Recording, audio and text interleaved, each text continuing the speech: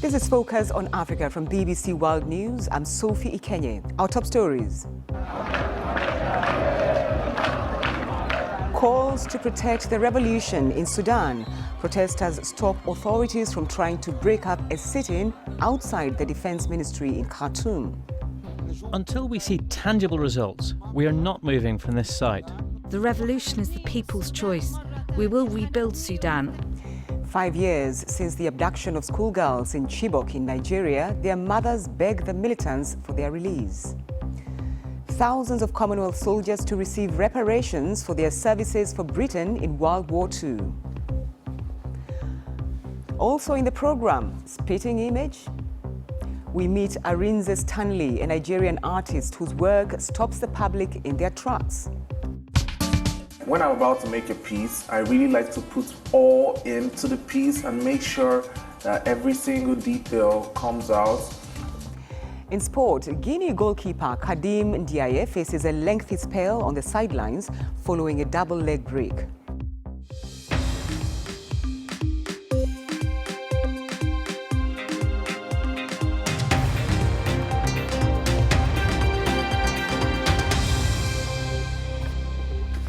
Thanks for joining us on Focus on Africa from BBC World News.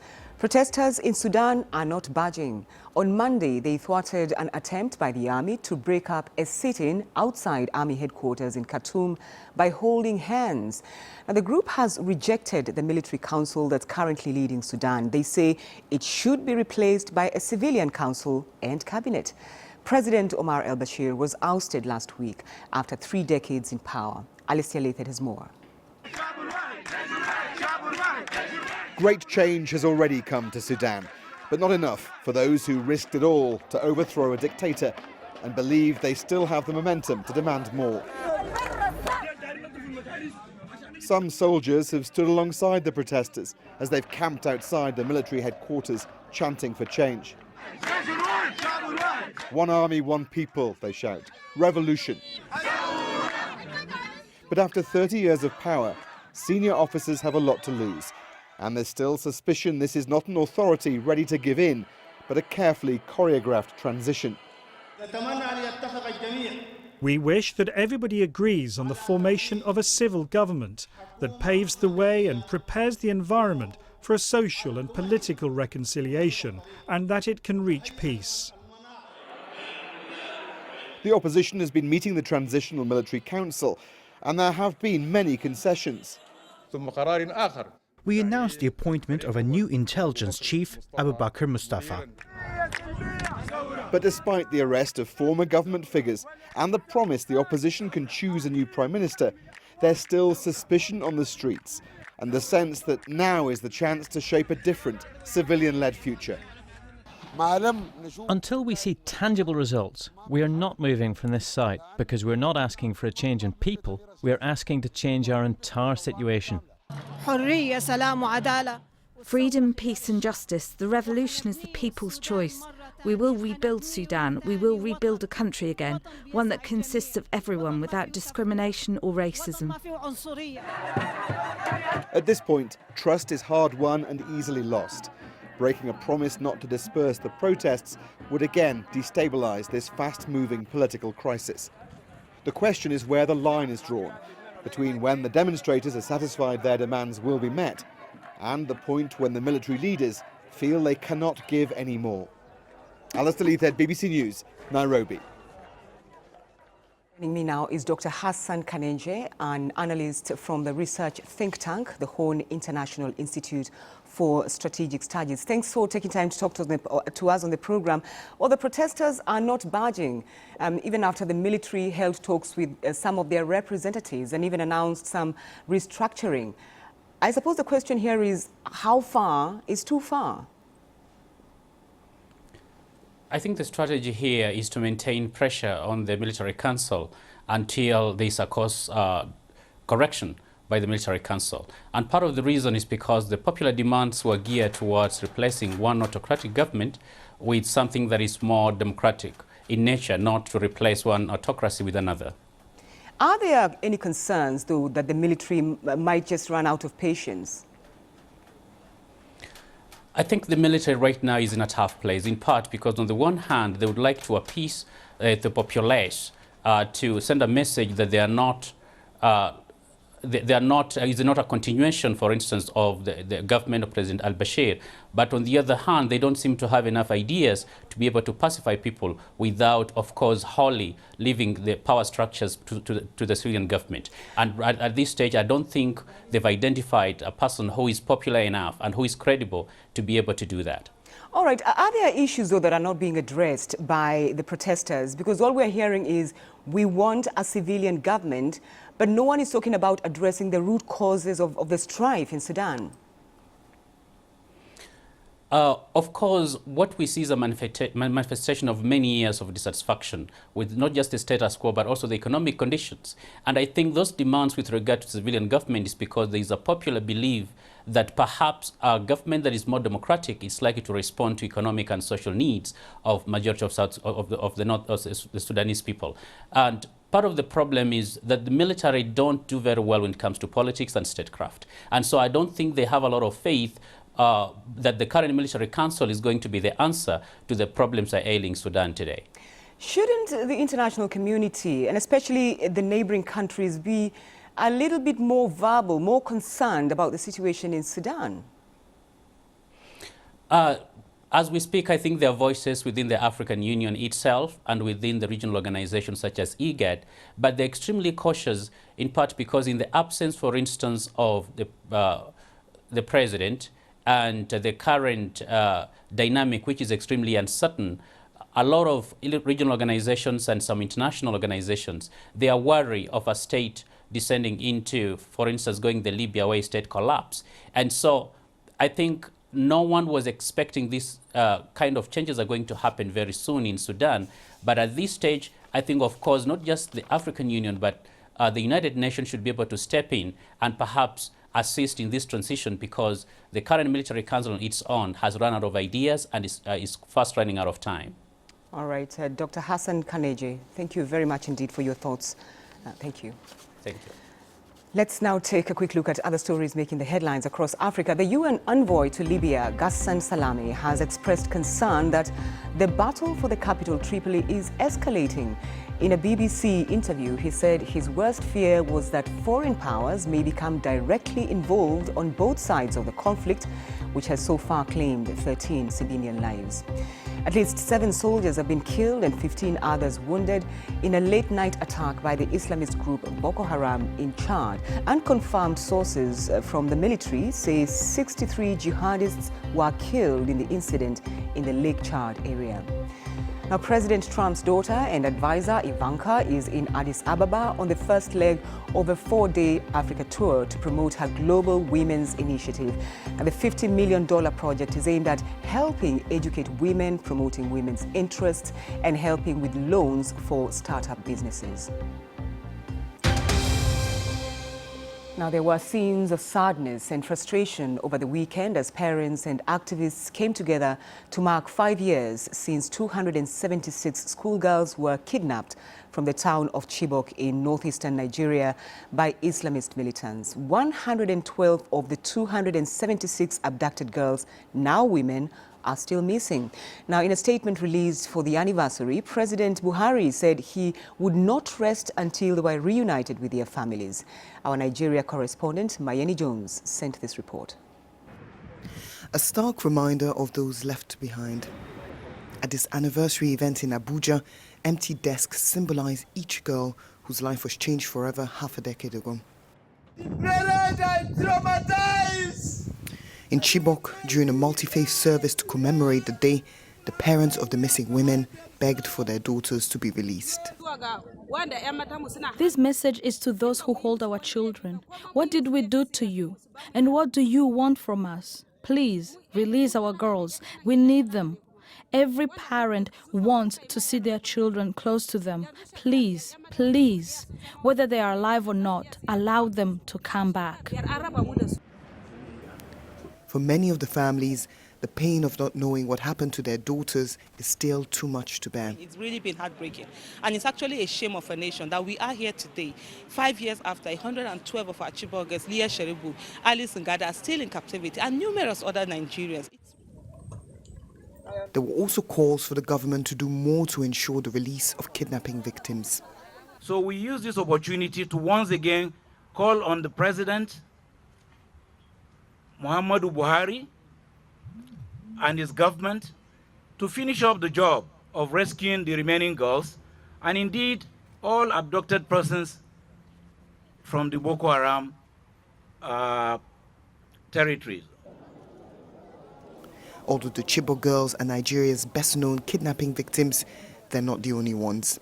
UNICEF says Boko Haram abducted more than 1,000 children between 2013 and 2018. The fate of many of them is still unknown.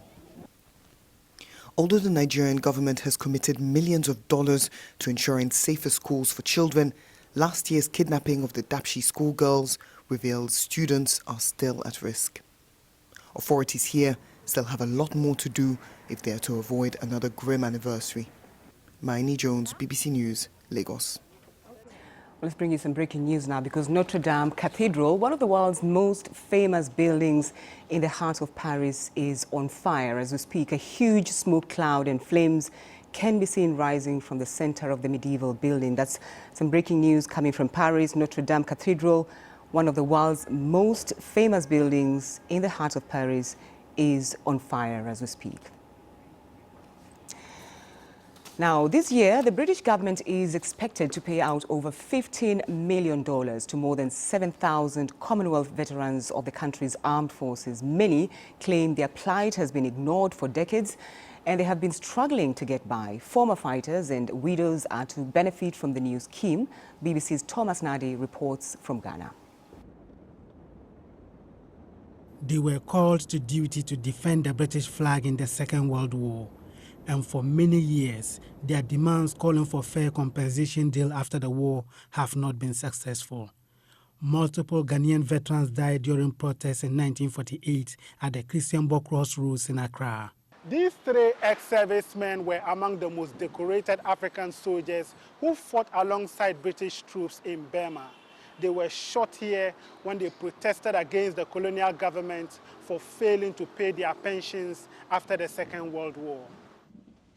Ashite Hammond took part in those protests and was among the first batch of troops to return from Burma in 1945. According to him, they were promised a pension from the British forces on their return. They didn't honor their promise. And the deplorable condition, our people begged in the street, our soldiers. It was very pathetic. Since then, how has your life been? I find it very difficult to make ends meet. As you come here, you see, I have to pay my electric bill, I have to pay my water bill, refuse, and all the, what about my food too? And our pension is so small, deplorable, so small that how could I manage all these things? An old man of 94 years now. The veterans were given a lump sum of money in the form of gratuity in 1946. The amount each veteran received depended on the number of years in service. Some were paid 30 shillings, which could sustain them for just a month. 4 years later, in 1950, following protests, they were given a monthly payment of 9 shillings as their pension, until Ghana gained independence in 1957 and took over payment of their pensions. But they believed they deserved more. Millions of Africans made huge sacrifices for European allies when they were enlisted or forcibly conscripted to fight in the Second World War. This cemetery, maintained by the Commonwealth War Commission, is one of 7 sites where those who died in the war are buried. Most of them never benefited from their efforts. Now, Commonwealth veterans in more than 30 countries will benefit from the British government's $50 million fund aimed at helping lift them from poverty. The Ghana Veterans Administration is compiling the list of beneficiaries in the country, a number they say could total almost 200.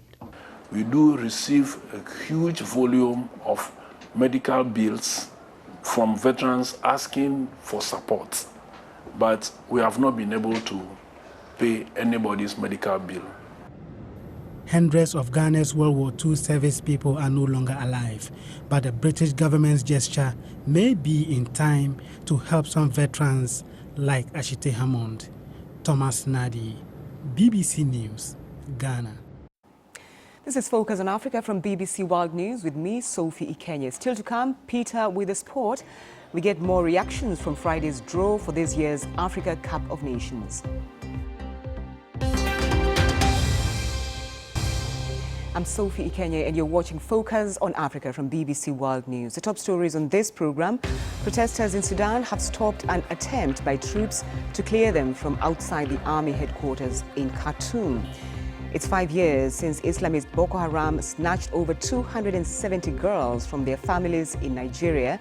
Emotions are running high for the 112 girls who are still missing. Now, a task force set up by the Kenyan government has recommended to recognize intersex people as the third sex. They are individuals born with both male and female reproductive or sexual anatomy characteristics. Now, the task force also recommends a review of the laws to ensure they are not discriminatory. Now, there are 700,000 intersex people in Kenya. They're usually faced with widespread discrimination, including being locked out of school and lack of access to birth certificates and national identity cards. And the task force expects the recommended changes to be implemented into law in the next few months. Following the announcement, we spoke to Ryan Ruth Mwiruri, an intersex Kenyan activist, about the implications of this recommendation. I never got a chance to study like other children or other people. It was not because I was not smart enough, but because my parents and the entire community never understand or never believed that I was a normal child. Again, the problem was documentation, because I still have the identity that recognizes me as female. As per law now, recognize female, but don't exist. People always accuse me for impersonating. I remember not one, not twice I've been harassed and even beaten by public, by police, another institution telling me like I'm impersonating. I remember it was recently when I got my passport that it was hectic even getting the passport. But I'm happy because I'm the first person to hold a passport, like indicating I was born an intersex, and that is not even a baby step, but a huge step towards our light.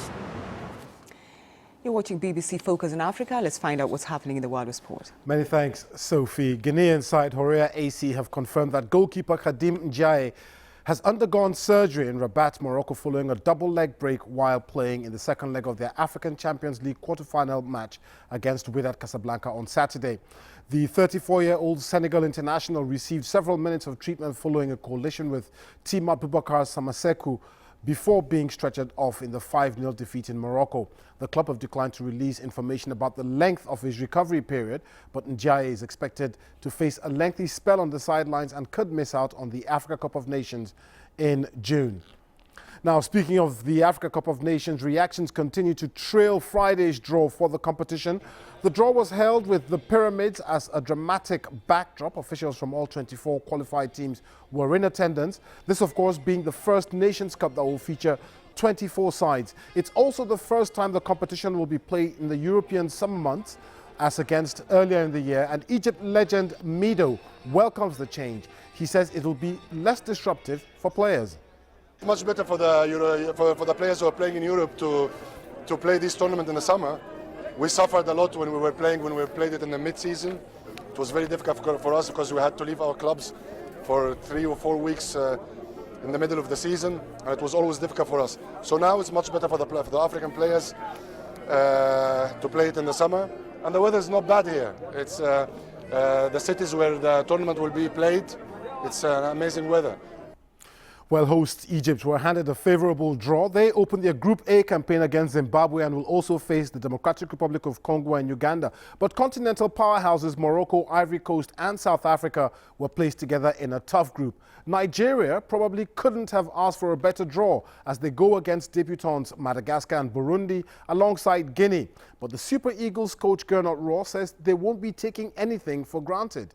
I think that we have our chances to come out of this group, and then we will see. Each team is difficult, you know, it's a long season now. They will finish in May, They have to recover, and we have to make a good preparation. I think we will come also to Egypt to prepare the 10 last days before the competition. Well, here in the UK, most of the newspapers and sports magazines have been full of praise for Egypt forward Mo Salah today, following his spectacular strike against Chelsea in the Premier League on Sunday. Senegal's Sadio Mane opened 5 minutes after the break and gave the Reds the lead, and a blistering long-range drive from Salah 2 minutes later moved them 2 points clear of second-placed City on a noisy afternoon at Anfield. And you could say Liverpool manager Jurgen Klopp himself liked the goal. It blew me away. I didn't think anything in that moment. I was really happy. And I saw it really good because I was direct in the ball line. Maybe I saw it first. I said it already to your colleagues. I saw it first and the ball will go in. It was really, really an outstanding finish. Finally, congratulations are in order for South Africa's Rugby 7 squad after they won the Singapore Sevens on Sunday. The Blitzbokker looked destined to lose at halftime, trailing by 19 points, but second-half tries from Kurt Lee Arenze, Angelo Davids and Ryan Oosthuizen helped them to a 2019 victory, which means the 7 Series champions are still in contention to defend their crown. Congratulations. Sophie, that's your sports. Thank you, Peter. Thank you. Now, take a look at this. I actually did a double take after realizing they are pencil drawings. Arenze Stanley from Nigeria practices a type of art called hyperrealism. He's the man who inspired the young artist that went viral last year after featuring on BBC Africa children's program What's New. And now they've been to Arenze's studio to find out what it takes to create such a realistic-looking piece of art. In 2012, when social media became the thing, so I got exposed to seeing other artists making very realistic drawings, and then I said to myself, this is what I love doing. And so I picked up my pen and I started drawing, and ever since I haven't stopped.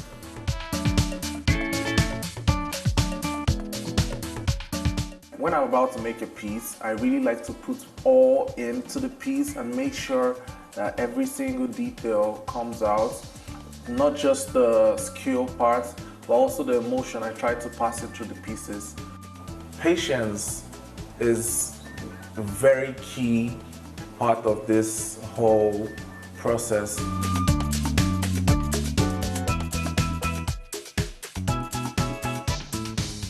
Each of my pieces are like a component of myself. So whenever I make a new piece, it becomes part of me.